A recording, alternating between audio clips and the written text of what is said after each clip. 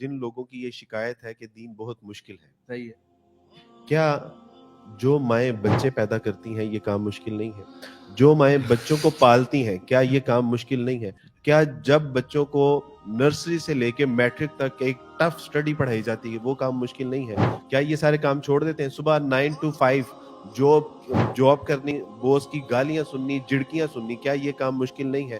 کیا آپ اپنا بزنس کرتے ہیں، بزنس کو مینٹین کرنا، کیا یہ کام مشکل نہیں ہے؟ آپ ٹریول کرتے ہیں out of city, out of country, کیا یہ کام مشکل نہیں ہے؟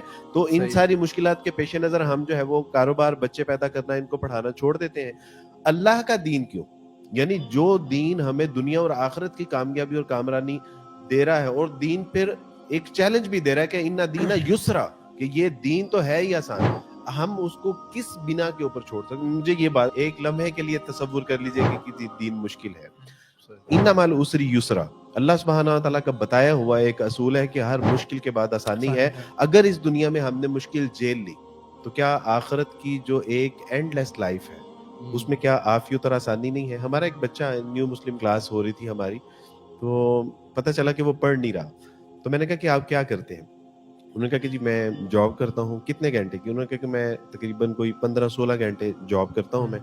تو میں نے کہا اس سے کیا، یعنی آپ کی ارننگ کیا ہے اور کیا اس سے سہولیات؟ کہتا ہے کہ کوئی سہولیات تو نہیں ہے، 3 وقت کا کھانا ہے، گھر کا کرایہ ہے، بجلی کا بل ہے، یہ چیزیں ساری میں پوری کر سکتا ہوں.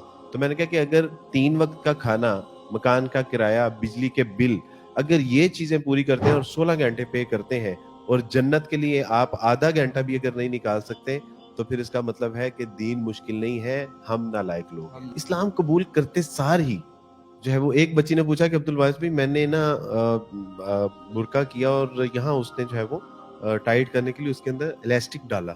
تو اس نے کہا کہ ایک بار میرا وہ جو ہے نا وہ بازو کا کپڑا نیچے ہو گیا تھا، تو مجھے اتنی حیا آئی کہ اگر اللہ نے مجھے پوچھ لیا تو میں کیا جواب دوں گی، لہٰذا میں نے الاسٹک ڈال لیا کہ اب میرا بازو اوپر بھی ہو تو نیچے نہ ہو.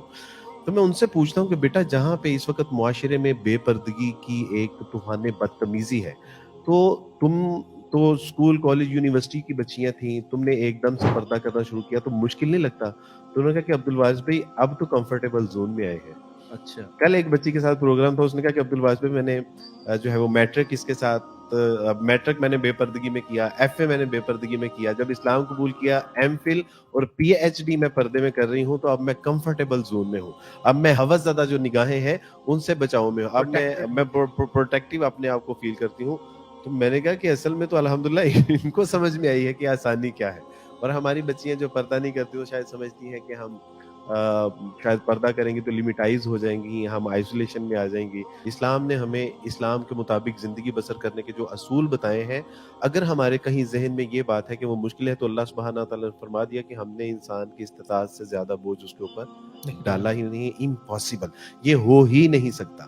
تو یہ ہمارا ایک غلط جو ہے وہ ایک نظریہ بن چکا ہو ہمارے ذہنوں کے کسی خانے میں، یہ بات سب کانشیس میں سٹور ہو گئی ہے کہ دین مشکل ہے.